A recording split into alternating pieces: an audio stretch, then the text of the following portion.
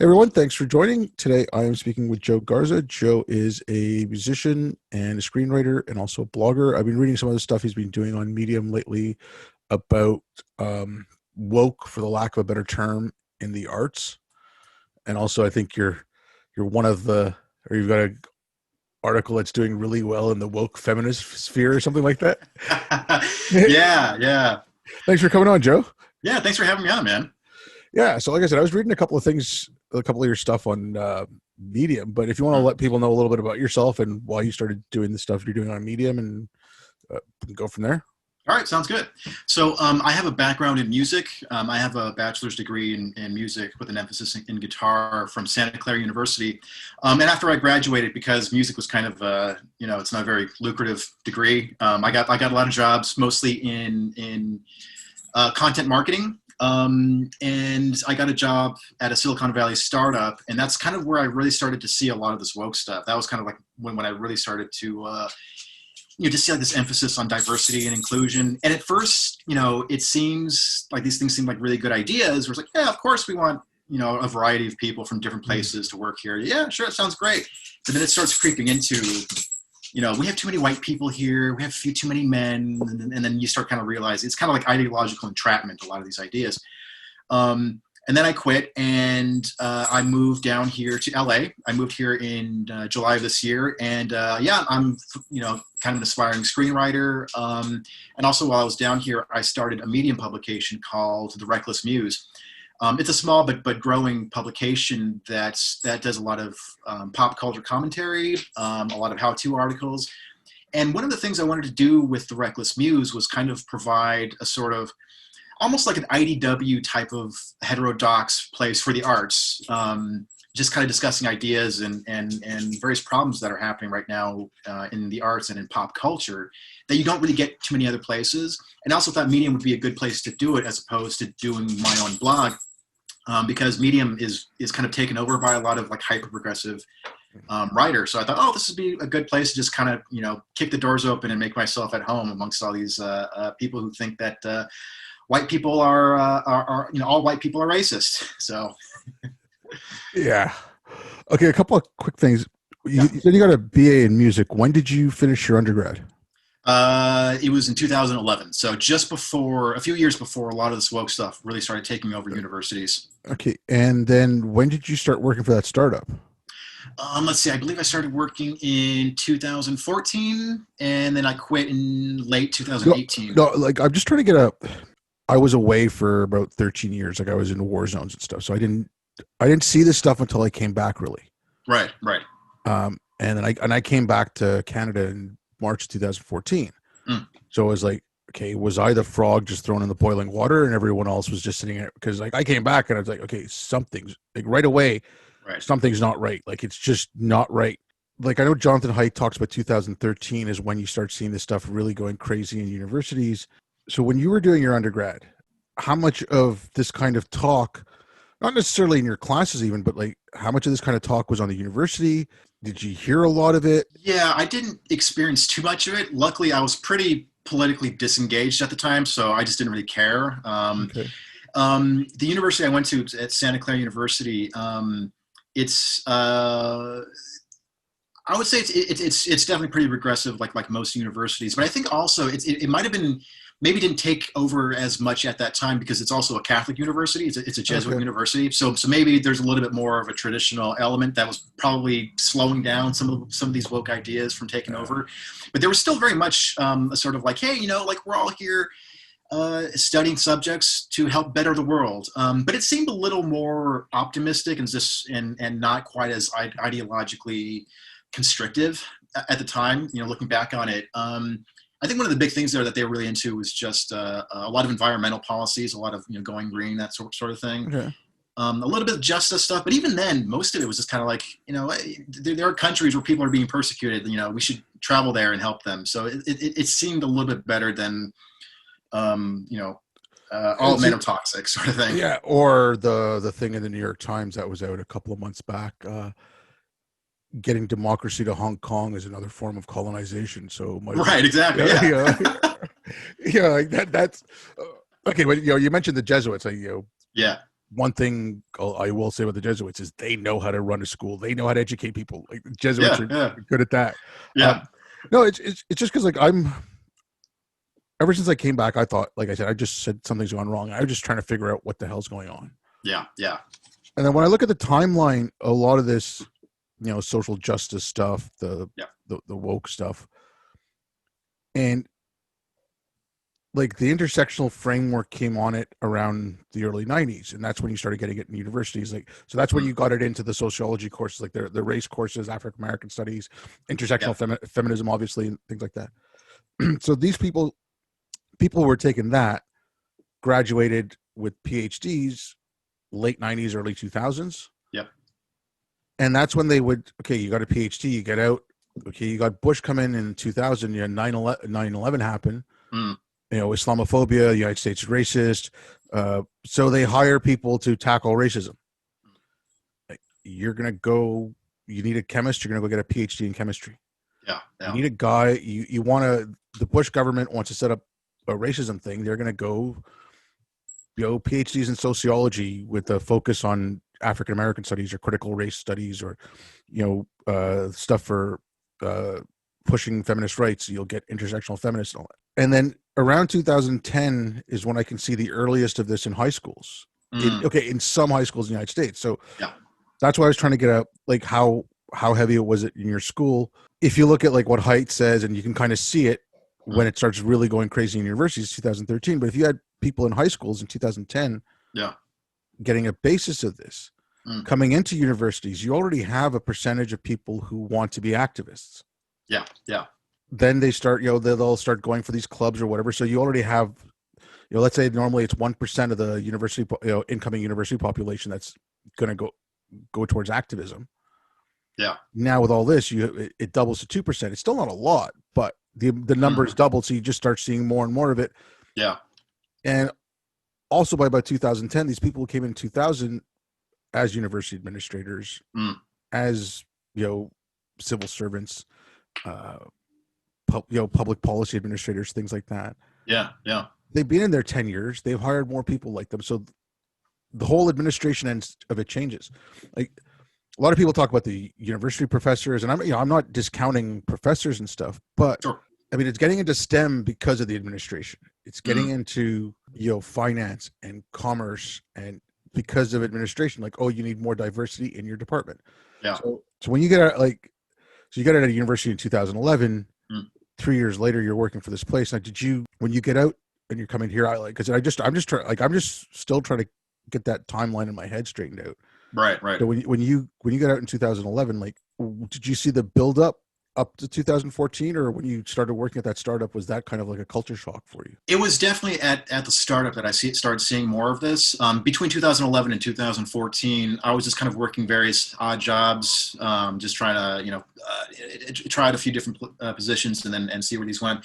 So it was in 2014, I started working at this company. And even then, I didn't notice too much of it. Maybe I just wasn't paying much attention to it.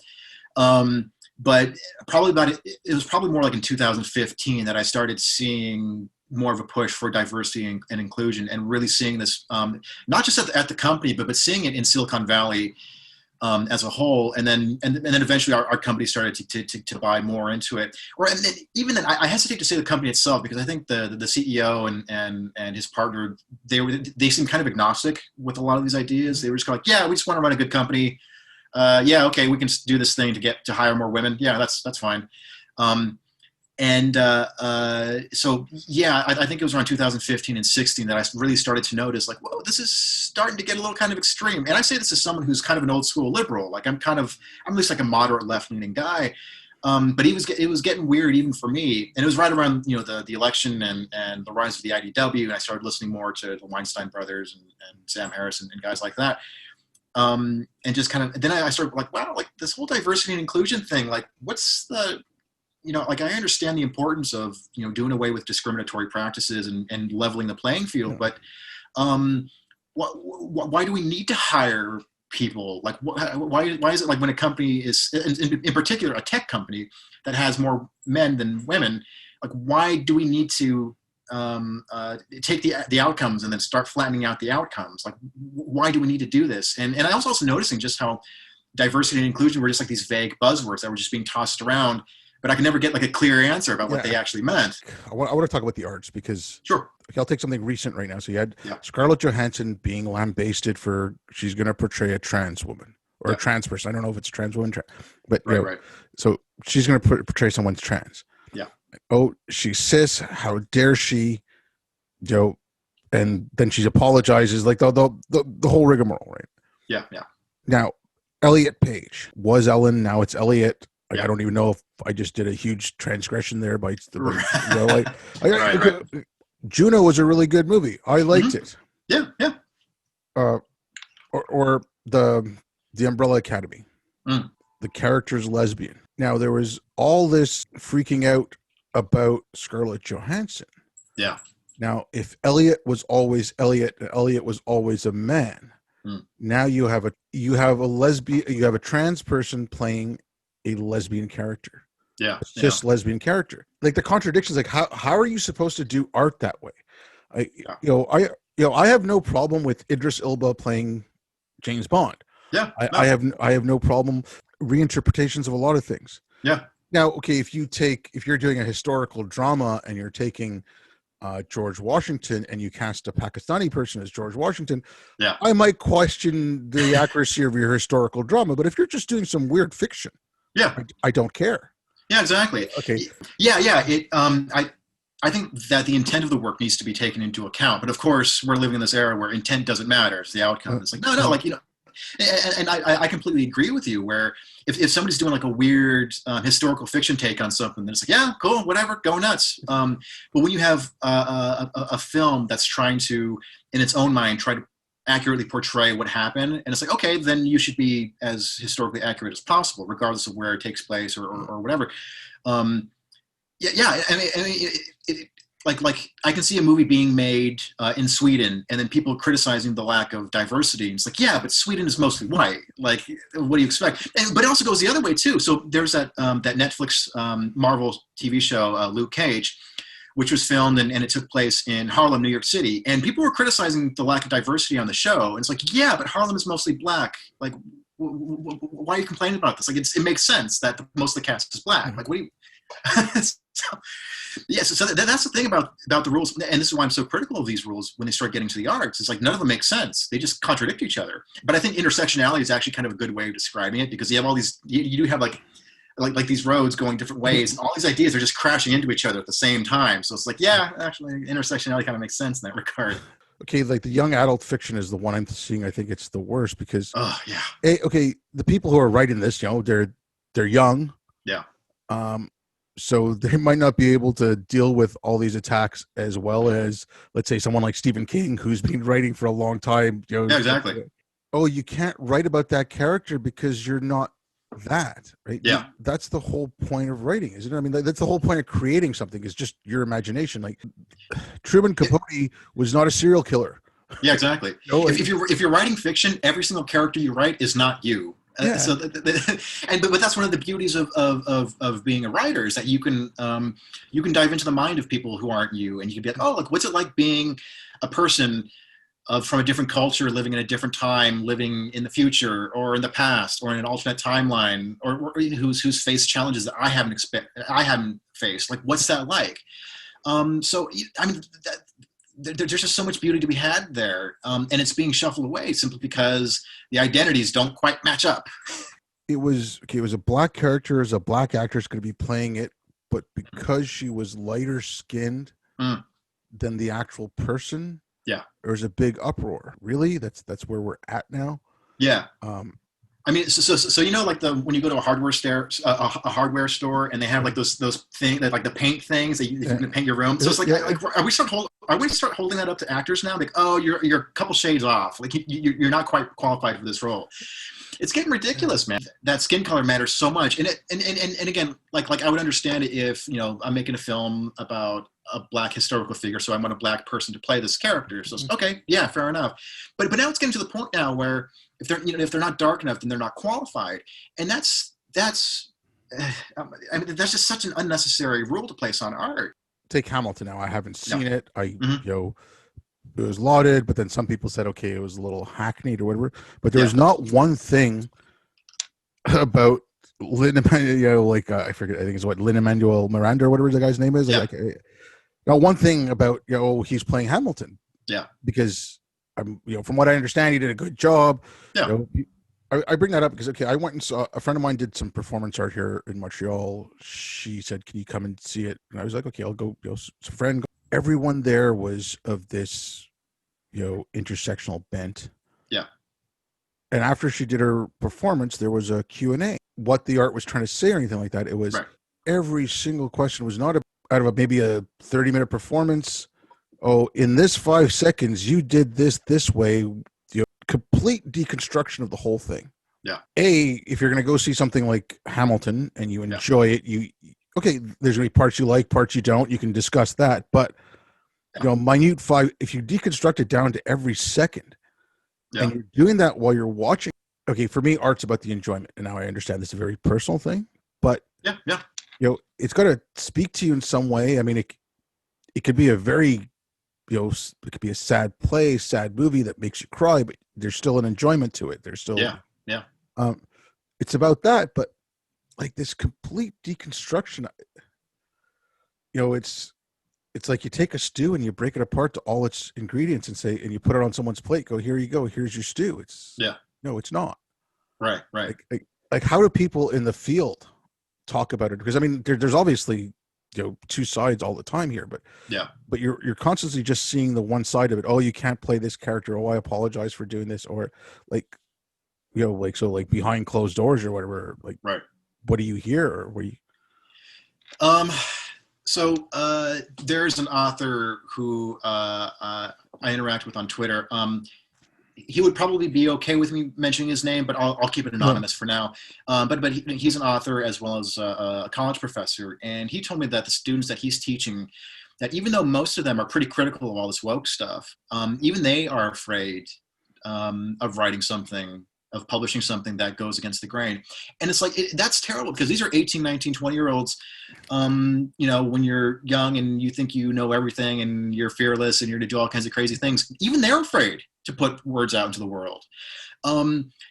So one thing that I want to see more artists and creators do is, one, they need to realize that no matter what you do to appease the woke mob, it will never be good enough. So one of the points I wanted to make about the thing about a black actress not being dark enough is that, so, it seems like it's a good thing. What they did in their own minds was a good thing. We cast a black woman in this role. Okay, cool. But then people are complaining because she wasn't dark enough. So it's like, okay, we'll cast a darker female role, a character for the role. But then they're going to complain because she wasn't lesbian enough or she wasn't trans enough. So it's like, we're letting too many cooks ruin the dish here. And like no good dish can come out of 2,000 cooks. Yeah, but yeah, no, this whole thing about, again, I still don't get it. I mean, No. I first of all, okay, I want to watch when I'm watching something, and I don't have no problem with stories, movies, books, anything with a message. It's Yeah. fine. Yeah. Art conveys message anyways, but I want to watch something for a couple hours that can, it's escapism. Art, Exactly. one way or another, is an escapism, and I'm watching a movie. It could be about something that happened. It could be about something like whatever. I mean, it could be about something that happened that I experienced or whatever, but it still distracts you from what's going on. And Yeah.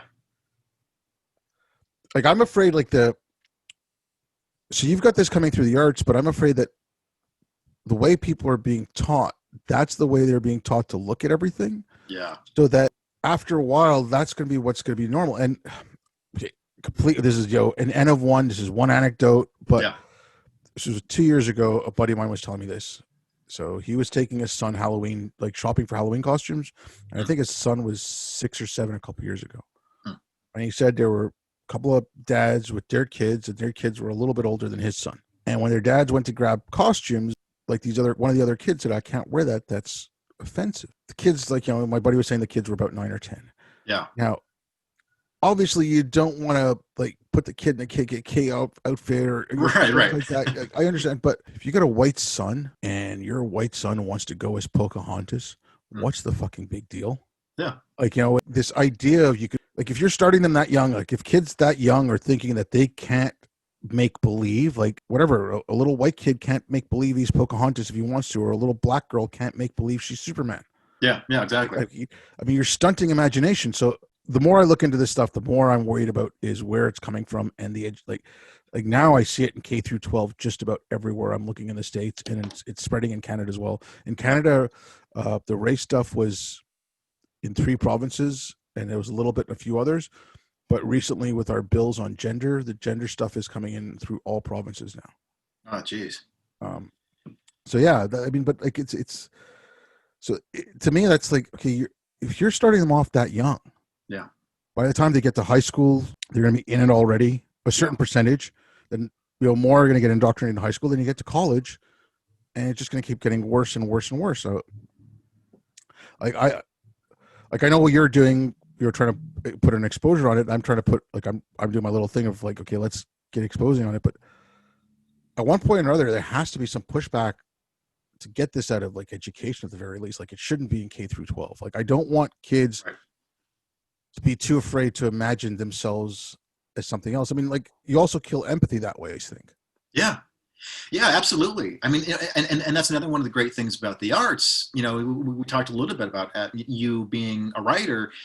You get to explore characters who aren't you, and in particular, if you're exploring, if you're doing, historical fiction, like if you're a white author, but you came up with a fascinating story that takes place, like in the 1850s in the South, and it deals with slaves, and you're just like, well, I don't know what it's like to be a slave, so I'm going to do a lot of research and I'm going to dive into it, and the main character is going to be a slave, and this is like, yeah, you should be allowed to do that, and it probably, and by doing that, you as a white person will probably realize, like, whoa, wow, I didn't realize that slavery, just how bad it was. I didn't realize how bad blacks had it at the time. It's like, we want that. Art can be such a unifying force by breaking down the barriers that separate us, in particular in polite society. And the thing about art is that it's abstraction, it's ideas. It lets you freely dive into different personalities and different eras, and it helps us broaden the way we see each other, and the way we see the world. So this whole woke thing, it's incredibly regressive. It's sort of like stay in your laneism writ large, right? I hate that term, stay Yeah, in your lane. yeah, exactly. Oh, God. But yeah, no, I mean, okay, you're talking about it as an author, but I bring this up because there was an article, I think it was in either Newsweek or the New Economist. Mm. Um, they want to ban uh, Cry the Far Country, To Kill a Mockingbird, Yep, yep. Huck Finn, and I can't remember the other one. Huck Finn. The way I equate it is, Huck is the United States. So Huck Mm. is coming of age, so is the United States. Mm. And that part where Huck he hears Jim crying, and he's crying for his family, and he's missing his family, and he wants to go back. I mean, I was, they're, and Huck realizes, okay, well, this guy's a person just like me. Again, this is my interpretation of it, but it's, Mm. Mark Twain is saying, okay, well, America's realized what we did to the black people was wrong. Mm. People are people just like us, Yeah, and they deserve all those rights. I mean, like, it is one of it's a really great portrayal of, white and black America at that time. yeah, And to deny kids the chance to read that, I'm yeah. not saying force every kid to read it, I'm sorry, Sure, sure. but to deny them that chance and to say, well, this book is bad and it's racist when Yeah. it's not. Mm. Yeah, the character's called Nigger Jim, but what are you going to do? That's how they spoke. I mean, it was I think it was Family Guy that did that. It was just like, Peter has a flashback, and Yeah, he's Huck, yeah, and, yeah, and there's Jim. He's like, what did you say? It's like, that's our word. Don't say it. And Peter's like, yeah, sorry, N-word, Jim. yeah, yeah. I don't know. I mean, again, do you see that a lot? Like, the first reaction is to cancel something. Like, do you see all that a lot from, like, people you work with, or like people in art? And obviously, I don't want to put you on the spot if, like, Sure, sure. yeah, but like, do you see that a lot from, like, other musicians, or just, is that, like, getting more prevalent? Oh, well, so and so said something, we never hire them here again, or never book them, or never whatever. Like, do you see stuff like that, or? Yeah, I am. I do see some of that. Luckily, the most of the creative people who I hang out with are feel pretty similarly as me when it comes to a lot of this woke stuff. But for example, I do have some friends who work in the film industry. You know, nobody big. It's not like I'm friends with Steven Mm. Spielberg or anything, but people who work behind the scenes.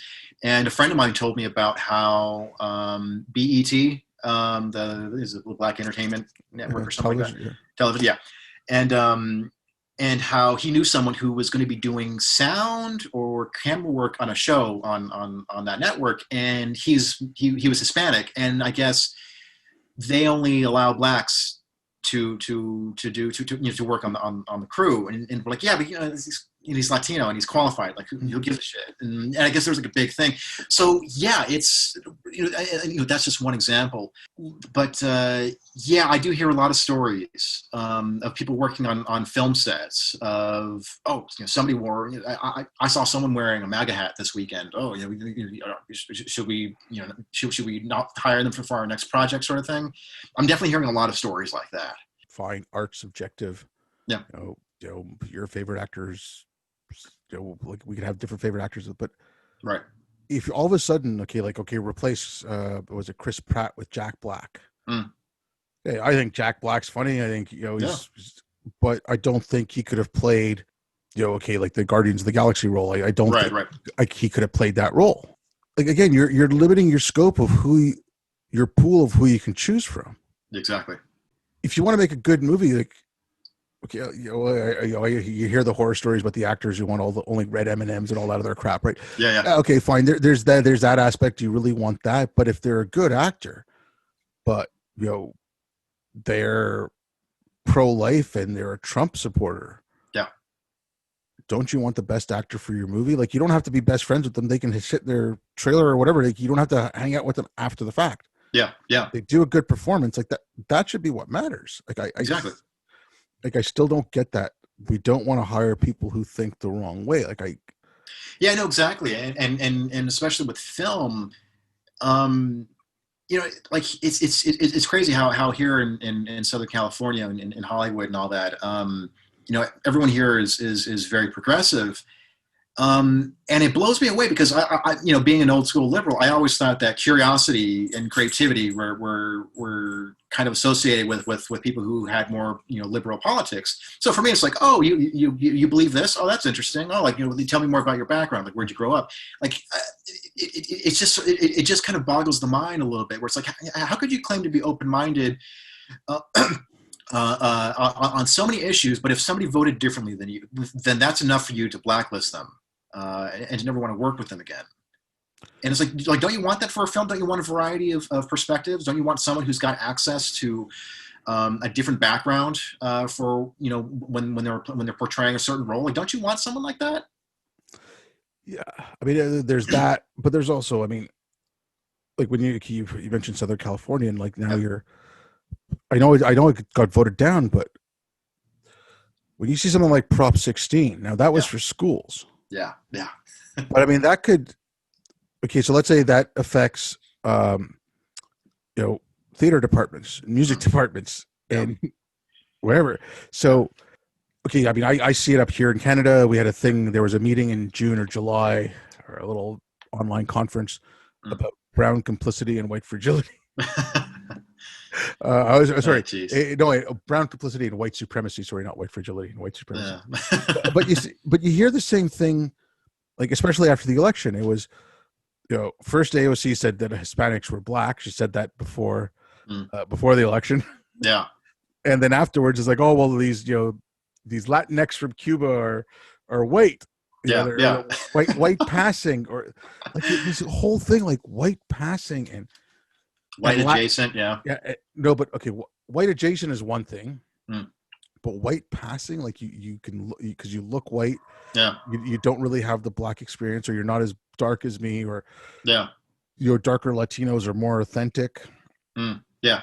And and the term Latin, like I don't even know, is it Latinx or how the hell are you supposed to pronounce that?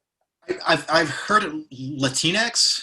Okay. But some people just like, yeah, it's Latinx. Like, it's just, yeah, it doesn't make any fucking sense. It's just, Okay. I mean, okay, I speak French. French uh, is a gendered language. So yeah, is Spanish. yeah, So is Italian. I mean, most of the Romance languages are gendered. It's yeah, just English that isn't. yeah. Um, this stuff came out of universities in the United States, and they are telling Spanish-speaking people that your language is gendered and you have to change it. I mean, and they talk about decolonizing. Then, Yeah, yeah, exactly. you It's know, like, here you are as a white person telling Latinos what to do with their language. It's like, excuse me, like, didn't the conquistadors do this? Like, what do you? Like, it just doesn't. yeah, yeah. No, it's ridiculous, man. It just, but like the whole thing. I mean, like I'm seeing, like again, I'm seeing it in education a lot. There's a school out Yeah, in Virginia, Thomas Jefferson, where they're changing the standards, and it's a public high school. As far as I could get that wrong, but it's like considered one of the best high schools in the United States. It's a high school for STEM students. It's so it's for advanced students. It's for like you do like advanced placement courses and all that kind of stuff. So it's like right. gifted student school for gifted kids. Yeah. They want to change the admissions records. They want to change the way it's admitted because there's more. Too many Asians will lead to white supremacy. Right, It's right. it's the same thing in New York. You had someone. Yeah. I don't know if she was a state legislature or if she was the Department of Education. I can't remember. Which is she basically said that Asians aren't the right kind of people of color, Yeah. and it's Wait, was that the school where that graph was released recently? That was making the rounds on Twitter, and it said, people of color, and then whites and Asians, or something like oh that. Was no, that that what it was, or was that a different one? okay. That was UCLA. I actually just shared Oh, that. okay, I okay, just shared that again today, and it was okay. You have to it just when you read it first up, it's really stupid. And I'm not going to defend it, but if you read the fine print on it, yeah, they had like these columns going from left to right. So it's like black, brown, whatever, and then white. And then underneath the white, you had like Somali and Sudanese and all this other stuff. But it was whichever one you identified on the furthest left. So you mm, could be in multiple different places. yeah, But if whichever one was the furthest left, that's what you should use, or something along. But it's still stupid. Okay, how is Somali white now? Okay, some guy from his family was part of colonization. His family's been there for I don't know 5 generations, 6 generations. There, he's white, yeah, but he was born and raised there. His parents and his grandparents were born and raised there. Yeah, fine, that's a white Somali as far as I'm concerned.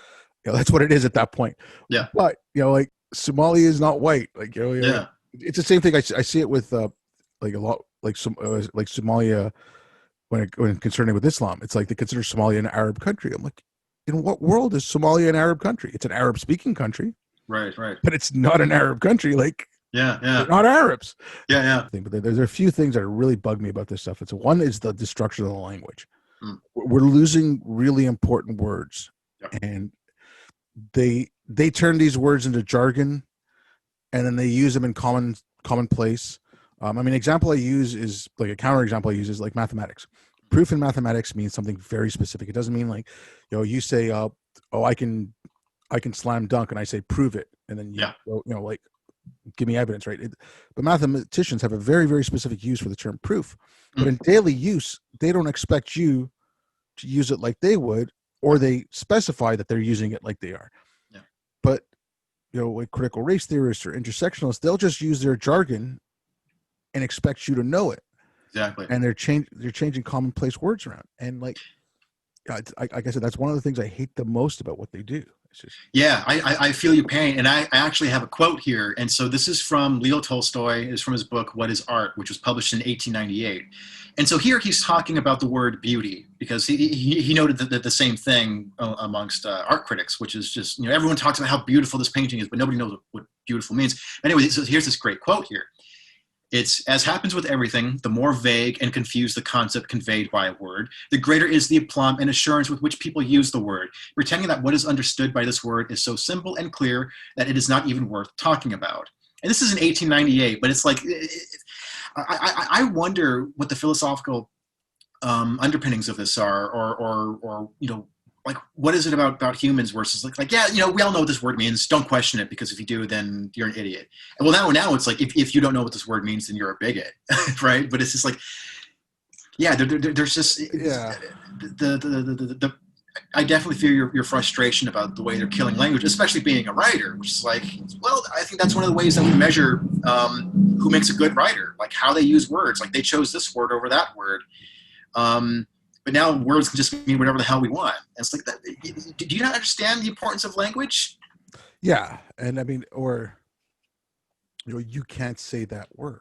Yeah. Yeah. That's, okay. The change of the words really bugs me. Like there's the destruction of language, but then with that, you're not allowed using that word. Only these people can use that word, Yeah. or, um, you know, that word can only be defined one way. Mm. Now, that kind of contradicts what I just said, but I mean, I think like for a concept like racism, Mm. now you can then define, because I know they added that definition in was it Webster's? Right, where they added systemic. Yeah, Yeah. and but they also said it's power plus prejudice. Yeah. Yeah. They put that in now. Now, if you want to have a definition of individual racism and systemic racism, because I mean the term is there now, right? Yeah. Like, yeah. so someone calling me a racial slur, someone like calling me a packy or whatever, something like that, yeah, that's individual racism.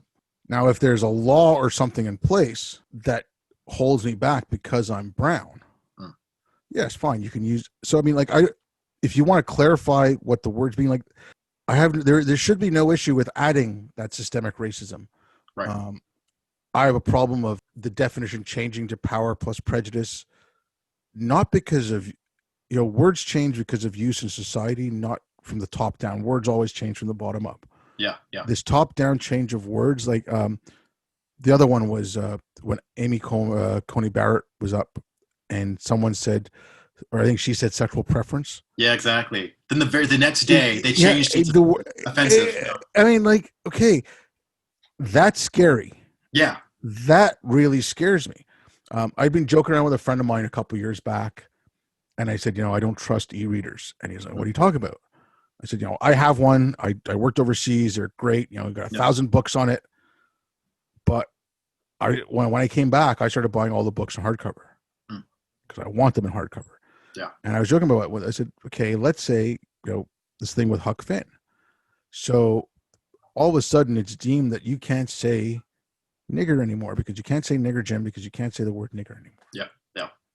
So Amazon puts out an update for all their Kindles.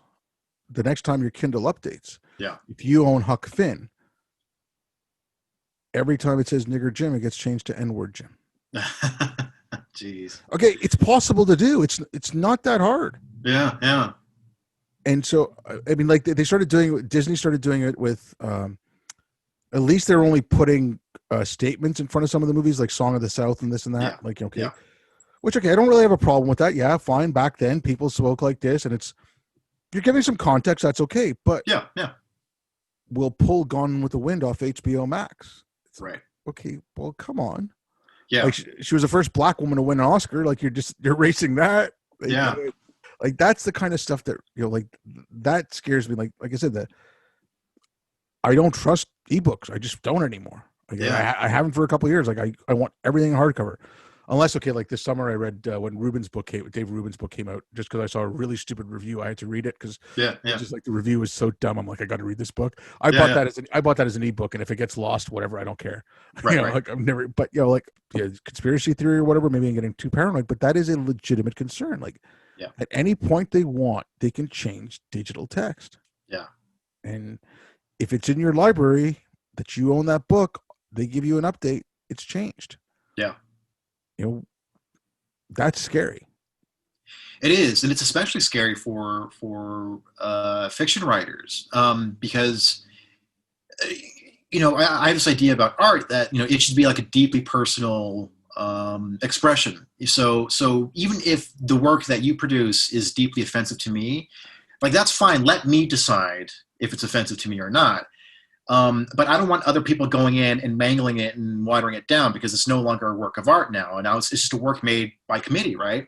And so when it gets to like this digital manipulation thing, like what if a writer puts out a work that's very subversive and exploitative, and maybe it is deeply offensive, but at the same time, it's like let the audience decide if it's offensive. I like don't go in and start manipulating it and changing it and watering it down, because then it's just like, well, then what's the point? What's the point of reading a good novel if you had a bunch of sort of faceless suits coming in and changing things? It's like, well, you're sucking all the fun and all the risk of enjoying outright art, right? Yeah, and I mean, and what you said there, like letting you decide. Yeah. To me, that's the crux of the free speech issue. Yeah. Okay, yes, my right to go and blab, that's important. Yeah. Right. But more important than that is the audience's right to either walk away and not listen to me. Yep. Or it's their right to choose. So my right to choose what I want to listen to, what I want to hear. And this is, I mean, obviously, if you have children in your care and you decide, until they're adults, you decide what's appropriate for them, and that's, that's your right as a guardian or a parent. Yeah, yeah. But I mean, like, as far as adults go, I think I have the right to watch what I want. And then, people are going to start going, oh, well, you want to watch death threats or snuff films or whatever. The limits I put on what people can say are the limits that are in the First Amendment. It's just imminent, immediate threat of violence. So, like, I don't want. No, death threats are not an opinion. Death threats are not art. Yeah. Like child porn is a child being raped. That's not art. Sorry. Yeah, exactly. They're snuff films are murder. Like like there's right. Yeah. So what? But yeah, like whatever is allowed by the statutes of speech, it should be my decision whether I want it. Now, granted, like you go into like show business, it is a business. Yeah. Firefly, people loved that show. It didn't do well. Network dropped it. Yeah, that's a business decision. Yeah. People should get that. That's not censorship. That's you like all these other shows. If we keep this show on, something else is going to go, and this doesn't make money. That does. So we're going to keep what makes money. Like that. That makes sense to me. Right, and then there are also business and contractual obligations for a filmmaker to deliver a film that's no higher than a PG-13. It's like, well, when it gets to an R rating, then that limits the number of people who can watch it. So it's like, okay, all right, fine. That's a business saying we can make more money if it's PG-13 because then children will still be able to see it. So it's like, okay, yeah, that's fine. That's again, and that's not censorship either. Yeah, no, but okay. Also, like, I mean, like I remember when I was 14, because I think back then it was the 80s. Like before the PG-13 came in, it was like general, then 14 and over. Yeah. So, that's when you had all the stupid little, high school teenage movies, and you could catch a glimpse of like, boobies on screen. Yeah. Like, woohoo! Yeah. when you're 14. Like, so yeah. those were like, we would look for. Oh, don't watch this movie because of sexualization. Or like, all right, let's watch. Like, we'll watch this. Like, yeah. So, in some ways, it's the opposite. It will attract. Okay, and I'm not saying do it to attract. Do it to make the controversy. Like, what happened with Jordan Peterson? A lot of people are saying, oh, he just started the controversy because he wants to sell more of his books. It's like, okay, right. That controversy is going to sell it. Yeah. Yes, there has been times when you started, but I'm just saying, like, just putting that out there and creating that fuss and, oh my God, you're going to see this and that. And more than half the time, like when they make a fuss about a movie and you will watch it and it was like, what was the big deal? Yeah. Joker is a great example of that. Yeah. It was like, huh? Yeah. I mean, or was it Black Swan? There was like a big to-do made about that as well. And it was just like, okay, I was in Afghanistan. I watched it and I was like, I don't know what I can understand a movie like Last Tango in Paris when people are talking about it because that came out in like 72. You watch it now. Yeah. It's not compared to what's out there now. It's not that graphic. Yeah. So I can understand when it came out, why it caused an uproar because you hadn't seen that before. Or, go back even further. Like I understand why Lady Chatterley's Lover caused an uproar when it was first published. Right. The norms, but you got to look at when it was written, but also like like today, it's not as bad as it was when it first came out.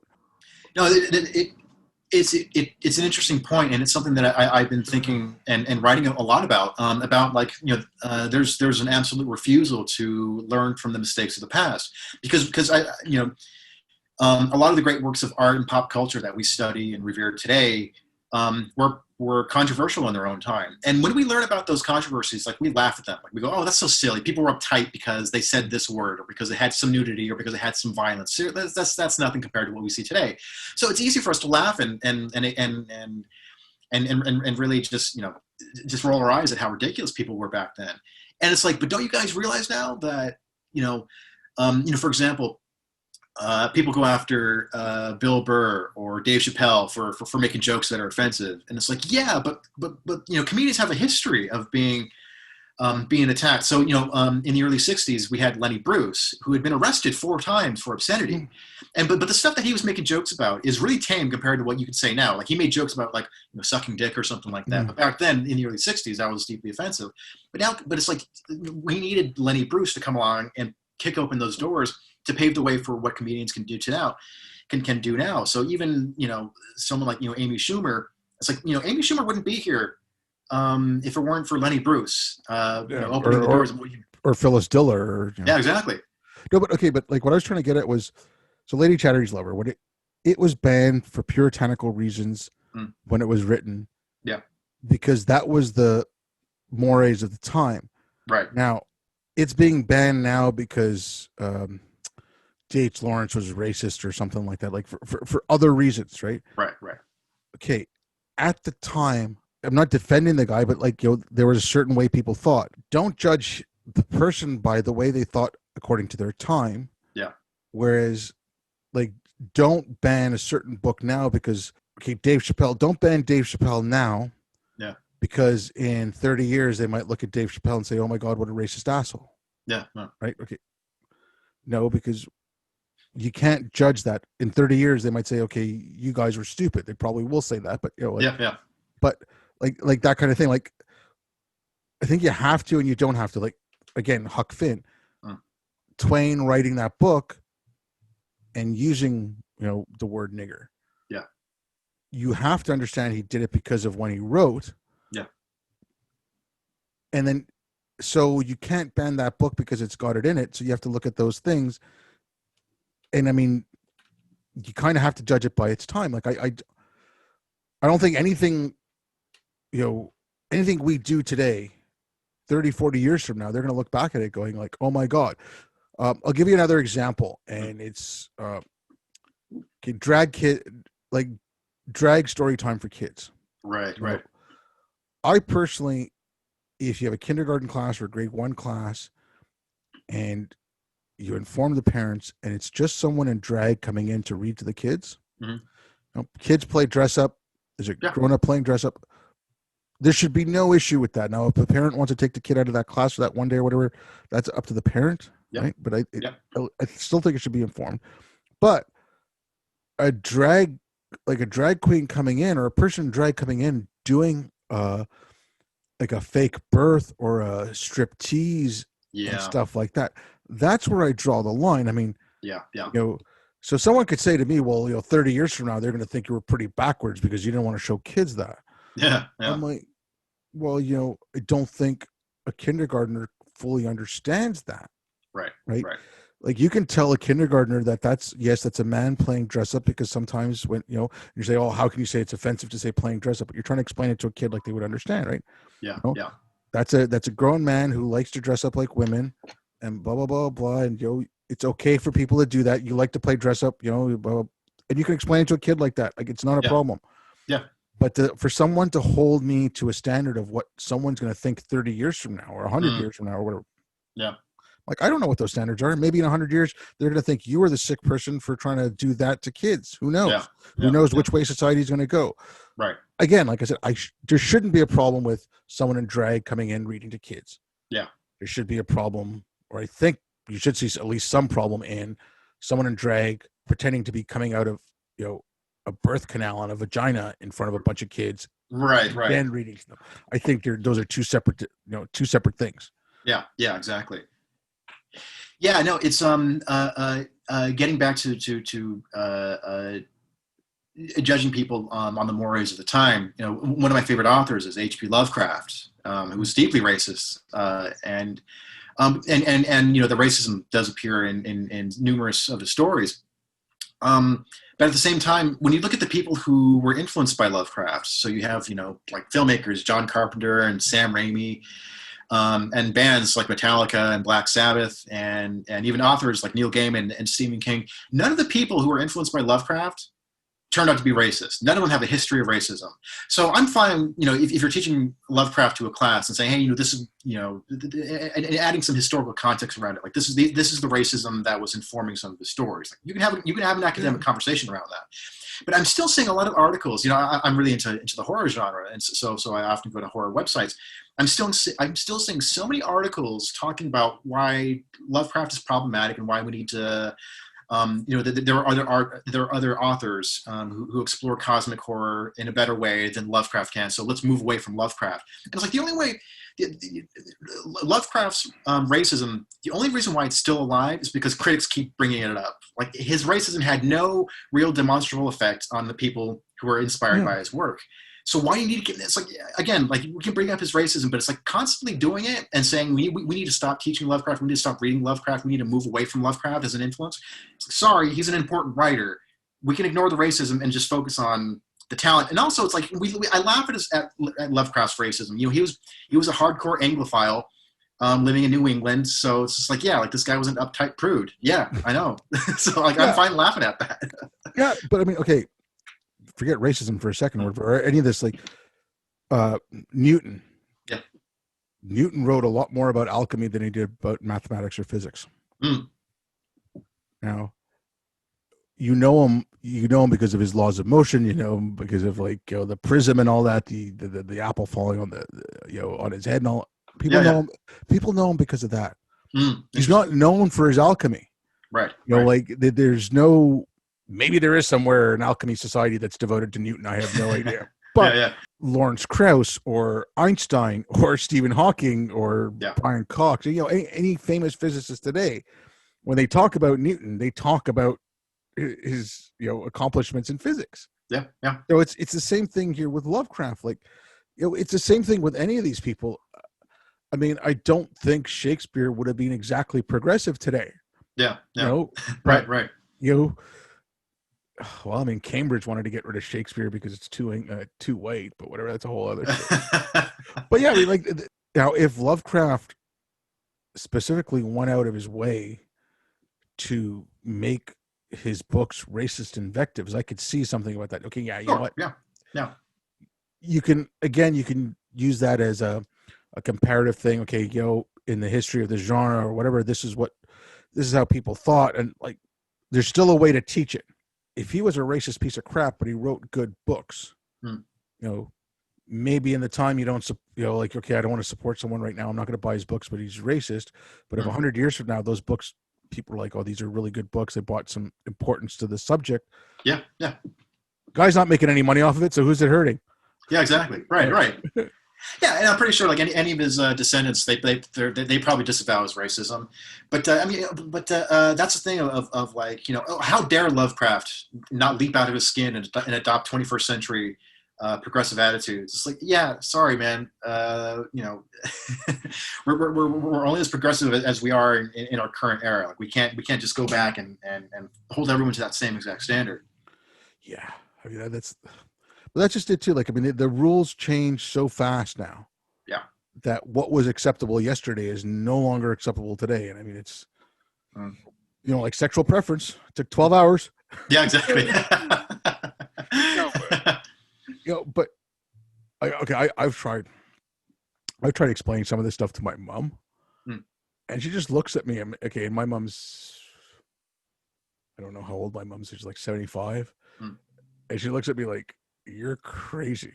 Like, have you tried explaining this to your folks or anything like that? Or luckily my parents aren't really online, so they're not exposed to this sort of thing. But it has been brought up a little bit in conversations about politics. My parents are Democrats, and they're old school liberals. And so when they go, sometimes they'll go on some rants about Trump, and I'm like, yeah, I'm not a fan of Trump, so yeah, sure, and Trump's stupid, whatever. But then I'm like, but then I tell them, yeah, but have you guys seen the Democratic Party lately? Like, have you seen some of the ideas that are coming out of them? And I tell them a lot of crazy intersectional stuff. I'm like, oh, really? Oh, yeah. Well, I guess I can see why a working class person would want to vote for Trump over. Yeah. So it's like, yeah. So yeah, and that's the thing about a lot about this woke stuff is that it's not representative of the average person. It's not even representative of the average left wing person. It's it really is like a cult. Like, it's like these super extreme ideas that are held by a handful of people. Except this cult, it's not just some weird conspiracy things. Like, these people do have a lot of institutional power. Yeah, and it's okay. I worry about that. Like, in Canada, we're a lost cause because of our goddamn prime minister. I mean, we have a Ministry of Diversity, Inclusion, and Youth. One of the mandates, money, man. Yeah, but one of the mandates of that ministry is to set up an anti-racist secretariat for the government. Ugh. So Kendi's dream is coming to life now in Canada. It's okay, but that ministry used to be the Ministry of Multiculturalism, and then they renamed it after the last election to Diversity, Inclusion, and Youth. If I was in the States, I would be reaching out to as many people as I knew, as many people as I could, and try to get like a coalition or something to put pressure onto Biden to keep Trump's executive order. Yeah. Because you know what? I mean, I think that's a good bulwark against this stuff. Again, you're going to need to start fighting back against the stuff in K through 12. You know, like, I know people are looking at the academy and it's okay, it's got to get fixed. But I mean, I don't know. Like, there's just too much of it right now. I just worry about like when you're talking about like these people have power now, like they're universities. Yeah. They've got government power now. They're, like AOC's, like, or whatever, the squad. Like, it's not like I don't want to lift her up as so much, but she's touted as the future of the Democratic Party and whatever. Right? Like, and notice how we're being very specific about how we use the word power, right? Like, we're talking about like institute, we're talking about specific industries, we're talking about specific universities, but as opposed to the way power is used in woke circles, which is just like, oh, power, he's in a position of power. Blacks don't have any power in the U.S. Like, what are you talking about? We had a black president for 8 years. Like, we have a lot of black, and the number of black politicians and black CEOs is increasing. Like, what power are you talking about? It's just like this weird, vague, nebulous thing that some people are just born with and everyone else doesn't have. It's such a bizarre concept. Yeah, but I mean, and again, there you go, like the watering down of the language. Yeah. Okay, like the election thing, because I put a little thing about it because I was just going back and forth on Twitter with a couple of people about this, but okay, first of all, I think what Trump is doing is wrong. I mean, it is horrendous, and it is like it is causing a lot of distrust and everything. But you had 4 years of mainstream media and the Democrats saying the Russians stole the election. Yeah, there's an interview with Hillary Clinton, like I think September or October of this year, where she said, "Oh, Trump basically stole." I mean, like, it's the quote is, "Trump basically stole the election from me." Yeah. November of last year, you had Pelosi saying Trump will steal the election. Okay. You gave Trump a loophole. You spent 4 years saying election isn't safe. They're easy to steal.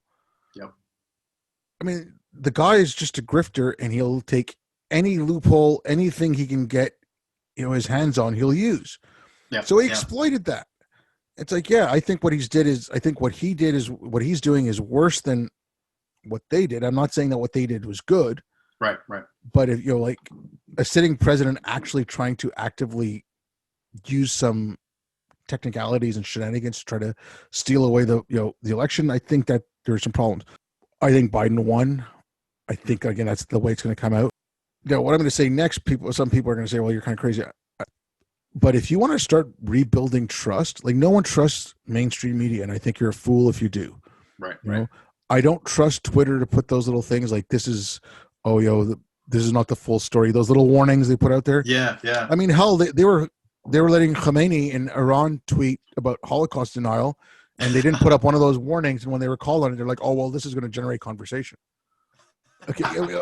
So, like, I don't trust any of these assholes. So, right. If you want to get trust back in, like, at least the electoral system, I don't care like how this thing plays out. I don't care whatever.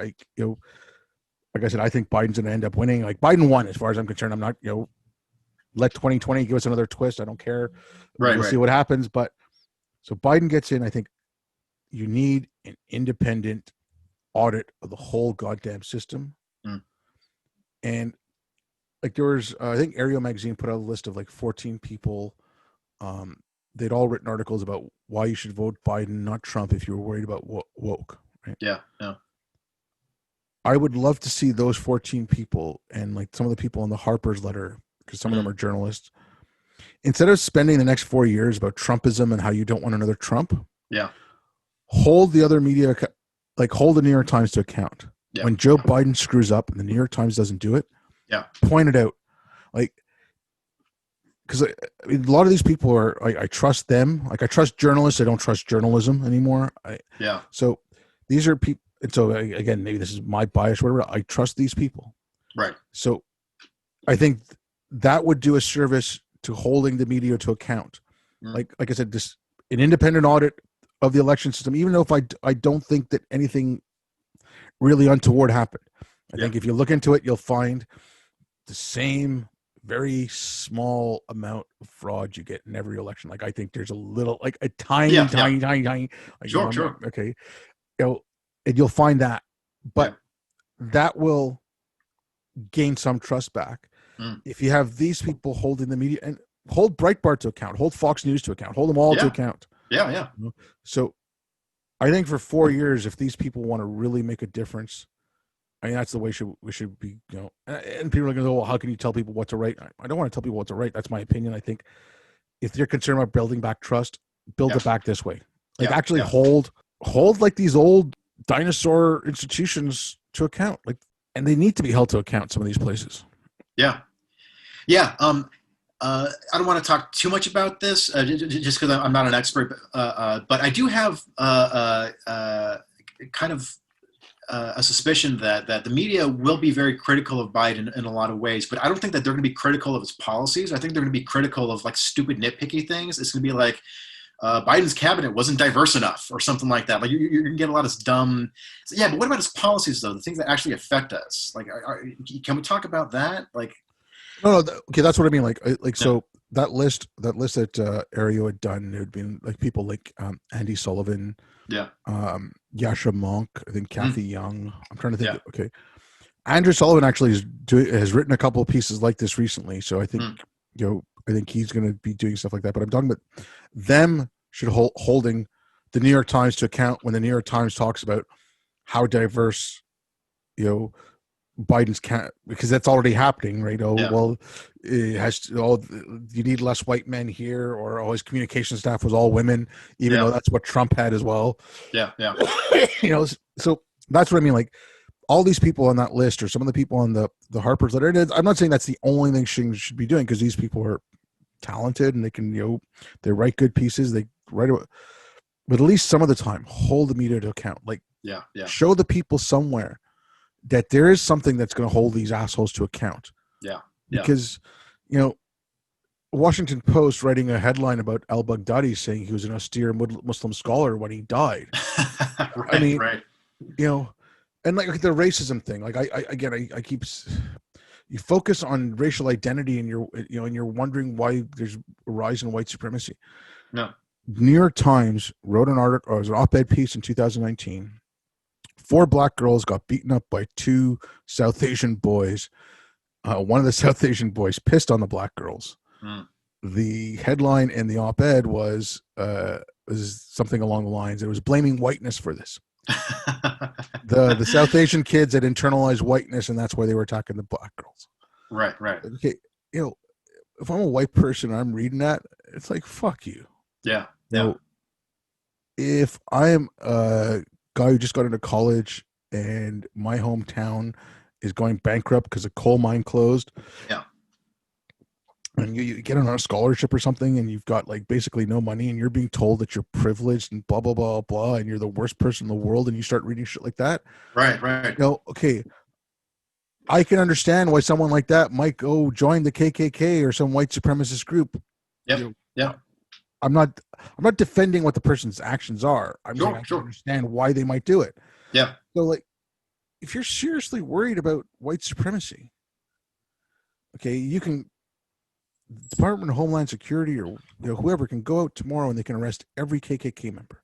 yeah, yeah, They could squash that in a couple of days, like yeah, okay, maybe more than a couple of days, but they could get rid of all, like they know a lot of where these places are. yeah, yeah, But I mean, obviously, they're not going to do it. But I mean, if you don't stop that coming out of schools, it's like, oh, we defeated ISIS. No, you didn't. You still got the madrasas. You still got Al Azhar University. You still got Qom and Najaf in Iran. Like, yeah, people are coming out with this mentality. yeah, yeah, So it's like, that's why I mean, like, I look at all this and I'm glad there's people working on different pieces because there's so much of it. I mean, like, no, like my focus, I think if I was going to focus on anything, and that's kind of what I'm trying to do, like, especially like when I'm collecting information, is where it's going on in schools. Like, yeah, yeah, like that, where that's the thing that scares me the most. Anyways, look, man, I yeah. don't want to keep you too long. So I was just going to That's say, right. like, I'll give you the last word, talk about anything you want to talk about. Where do you go? Yeah, sure. One thing I want to talk about is what some ways that we can fight wokeness, and I'll keep it focused on the arts since that's kind of my expertise. But I think that there are a few things that people across the board here can do. One is like I want to see more artists. Kind of like what you were talking about,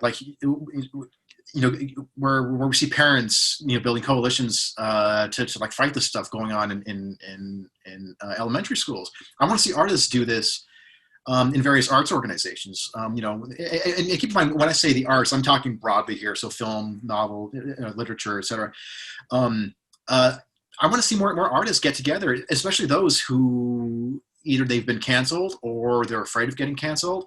Because I think that when we build a critical mass of creatives saying, look, you can't cancel all of us, I think that we can actually start to make some meaningful change here. And I also want to do it in a way that's apolitical. Like it's not about getting only conservative artists or only liberal artists or whatever. If anything, like I want to depoliticize the arts, and because arts can be such a unifying force. And I think there are a few different ways that we can do this. One, I think, is like, I want to see more artists. I hate using this phrase. I was going to say educate themselves, but Oh, but so they should try to dive more into the theoretical and philosophical elements of wokeness and see that it's not this sort of bleeding heart classical liberal thing that they thought it was. James Lindsay has this great quote: "Whatever wokeness tries to do, liberalism can do better." But we need to like really start thinking about the future of the arts here. It's when people are afraid to go out and communicate and share their ideas, like we're going to have a very bland, colorless artistic future. I read something yesterday about that. Postmodernism wanted to dismantle truth and beauty, and that's why postmodern art is so ugly. Yeah, yeah, yeah, exactly. Uh, but yeah, no, it's awful, man. Like I agree with you there. Like we have to get Mm, rid of this stuff. yeah. Okay, and again, here's my piece on that. Like Mm, when I say we have to get rid of it, okay, I don't want it taught in schools the same way I didn't want intelligent design and stuff taught in school. Like I don't want yeah, yeah. fundamentalist Islam forming the curriculum for K through 12. Right, I right. don't want evangelical Christianity. I don't want like I don't want that. Like in the Yeah. same reason I don't want this stuff. Uh you can teach it. Like I think once kids are older, like if they get into high school and stuff, you can have some discussions about critical race theory and like what identity means, and like Mm, you have yeah. a focus on race-based identity politics, or like should you put social significance on race, and you Mm, could talk about things like identity politics. Like yeah. I don't want to make it forbidden knowledge, Yeah. but I don't want it forming the basis of the curriculum. Like Right. Yeah. that's kind of where it's the same thing with like teach them Islam in school, teach them Christianity in school, Yeah. teach them what it is. Yeah. Don't indoctrinate them into it. Don't whatever, but Right. don't hide it from them. But I don't think like there's a book that they're teaching in Pennsylvania. It's teaching it to little kids, Mm, kindergarten, to kids in kindergarten, mm, and it's It's called Not My Idea, and there's a contract in the book. There's a page in the book that says whiteness is a contract with racism. And God. like, I'm sorry, like you can teach kindergartners, Hmm. don't treat people differently based on how they look. Right. Exactly. That's an easy lesson to teach kindergartners, and everyone should be on board with that, right? Yeah. Yeah. Okay, that should be fine. But there's no way kindergartners are going to understand that contract with racism bullshit.